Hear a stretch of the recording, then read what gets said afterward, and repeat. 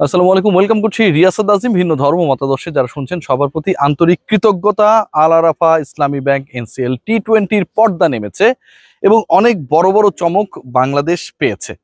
Last match, সমাপনী match, আমরা যেভাবে নেইল বাইটিং এক্সাইটিং এক্সপেক্ট করছিলাম তেমনটা হয় নাই।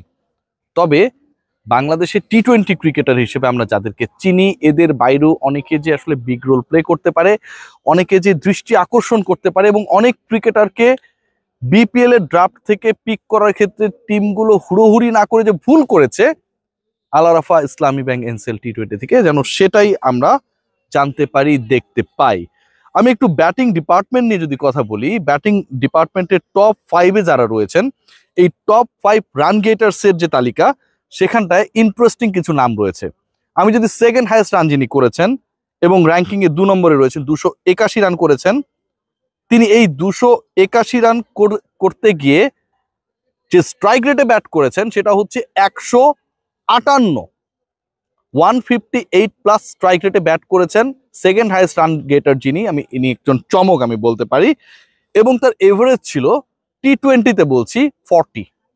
জিসান আলম, আসরের প্রথম সেঞ্চুরিয়ান জিসান আলম, তিনি টুর্নামেন্টের সেকেন্ড হাইয়েস্ট রান গেটার। দল যদি ফাইনালে যেত তাহলে তিনি আরো কিছু রান করার সুযোগ পেতেন, কিন্তু সেই সুযোগটা হয়নি যেহেতু দল ফাইনালে যেতে পারে নাই।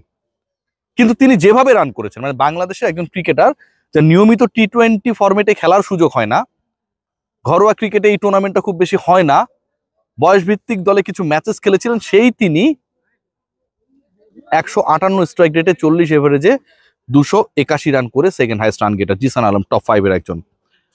হাবিবুর রহমান, গুরুত্বপূর্ণ আরেকজন রান গেটার, তিনি টপ 4-এ রয়েছেন এবং হাবিবুর রহমান তিনি ব্যাট করেছেন। জিসান আলম 158 স্ট্রাইক রেটে, হাবিবুর রহমানের স্ট্রাইক রেট প্রায় 161, 161 স্ট্রাইক রেটে ব্যাট করেছেন। টপ 4 রানস গেটারদের একজন হাবিবুর রহমান, তার মোট রান হচ্ছে 259, এভারেজ 37। রাজশাহীর প্লেয়ার হাবিবুর রহমান কিংবা জিসান আলম, তিনি সিলেটের হয়ে খেলেছেন। এই যে আমি বললাম যে র্যাঙ্কিং এ 2 আর 4, এই ক্রিকেটারদেরকে কি আমরা সেভাবে সিরিয়াসলি নেইল বাইটিং এক্সাইটমেন্ট নিয়ে বিপিএল এর ড্রাফটে টার্গেট করেছিলাম? ডেফিনেটলি করি নাই। এখানতে তো অনেকেই খেলেছে, ক্যাপ্টেন শান্ত খেলেছে, তামিম ইকবাল খেলেছে, মুশফিকুর রহিম খেলেছে, বড় বড় ক্রিকেটার যারা, মুস্তাফিজ শেষ দিকে এসে খেলেছে। কিন্তু এন্ড অফ দ্য ডে আলো ছড়ানোর ক্ষেত্রে কিন্তু নিউ কামার্স যারা, তাদের আমরা একটা বড় রোল দেখতে পাই। আজিজুল হাকিম তামিম খুলনার হয়ে খেলেছেন। বাংলাদেশ আন্ডার-19 টিমের captain Azizul Hakim Tamim top 5 run গেটার্সের 5 নম্বরে রয়েছেন। তার রান হচ্ছে 237, তার স্ট্রাইক রেট হচ্ছে 137 এবং average 26।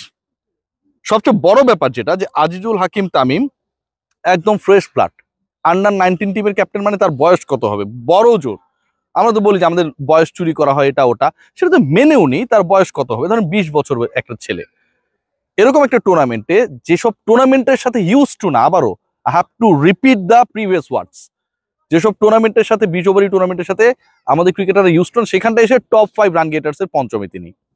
Jisan Alam, Habibur Rahman, Azizul Hakim Tamim, they are the future. Al Arafah bank টি-20 এনসিএল টি-20 এবার আমার কাছে মনে হয় যে এই ক্রিকেটারদেরকে দেখানোর জন্য, শোকেস করানোর জন্য, আপকামিং স্টার্স হিসেবে যে তারা রেডি হচ্ছেন, সেই ব্যাপারটাকে প্রতিষ্ঠা করার জন্য একটা বড় রোল প্লে করেছেন। বোলিং ডিপার্টমেন্ট নিয়ে যদি আমরা আলোচনা করি, সেই বোলিং ডিপার্টমেন্টে আমরা আরো কিছু ইন্টারেস্টিং নেমস পাবো। টপ উইকেট টেকার যে 3 জন রয়েছেন, যে 4 জন রয়েছেন, পঞ্চম জন মোটামুটি আমাদের সবারই প্রিয় পরিচিত, বাট এই টপ 4 এর যে 4 জন রয়েছেন, 4 জনই খুবই ইন্টারেস্টিং নেমস, আনএক্সপেক্টেড আমরা বলতে পারি। টপে রয়েছেন আলাউদ্দিন বাবু, 19 উইকেট নিয়েছেন, ইকোনমি 5.50, টি-20-তে খুবই ভালো, এভারেজ হচ্ছে 9.84, মানে 9 রান দিয়ে বা 9-এর কিছু বেশি রান দিয়ে পার উইকেট তিনি পেয়েছেন। 19 উইকেট নিয়ে আলাউদ্দিন বাবুর পরেই রয়েছেন রংপুরের আলাউদ্দিন বাবু, রংপুর দ্য চ্যাম্পিয়ন টিম। চট্টগ্রামের Ahmed Sharif, he is the surprise package, 17 wicket নিয়েছেন। আলাউদ্দিন বাবুর থেকে একটা ইনিংসে কম বল করার সুযোগ পেয়েছেন, ইকোনমি একটু হাই, তবে 17 উইকেট নেয়া বিশাল কনসিস্টেন্সিকে প্রুভ করে। 8 ইনিংসে 17 উইকেট, মানে পার ম্যাচে মোর দ্যান 2 উইকেটস করে তিনি নিয়েছেন। থার্ড পজিশনে রয়েছেন রাকিবুল হাসান, ঢাকা মেট্রোর হয়ে খেলেছেন, উইকেট সংখ্যা 15। 19 আলাউদ্দিন বাবু, আহমেদ শরীফ হচ্ছে 17 এবং রাকিবের উইকেট সংখ্যা হচ্ছে 15টা। ইকোনমি খুবই ভালো, 6.41, এভারেজ 15.53। আলিসাল ইসলাম 10 ইনিংসে বল করার সুযোগ পেয়েছেন এবং আমার কাছে মনে হয় আলিসান ইসলাম হচ্ছে হি ইজ আ বোলার যিনি আসলে পুরো ম্যাচের সিনারিও বদলে দেওয়ার, মোমেন্টাম চেঞ্জ করার জন্য কিছু ক্রিকেটার সবসময় থাকে। দেখবেন বাংলাদেশ ন্যাশনাল টিমে মুস্তাফিজ, তাসকিনরা হচ্ছে মোমেন্টাম শিফট করতে বড় রোল প্লে করে, মাহমুদুল্লাহ রিয়াজ, জাকির আলী অনেক, মেহেদী হাসান মিরাজ মোমেন্টাম শিফট করতে একটা বড় রোল প্লে করে। আলিসান ইসলাম তার বল হাতে ম্যাচের মোমেন্টাম শিফট করতে বড় রোল প্লে করেছে। Through out the tournament he has taken 14 wickets. Economy খুবই ইন্টারেস্টিং, 5.32, এভারেজ 15.21। এই যে 4টা নাম বললাম, টুর্নামেন্ট শুরুর আগে আমরা এক্সপেক্ট করিনি যে এরা টপ উইকেট টেকার্স হবে, but they have become the top wicket takers. এটাই আমার কাছে সবচেয়ে বড় ইন্টারেস্টিং পার্ট মনে হয়, যেটা হয়ে গেল আর ইসলামী ব্যাংক এনসিএল টি20। রানস গেটার যারা, উইকেট টেকার যারা, এই পার্টিকুলার ক্রিকেটাররাই আলটিমেটলি বিপিএল এ পারফর্ম করবে, এই সিলেটেই খেলা হবে। So exciting cricket, yet to see, yet to watch. সবাই ভালো থাকবেন।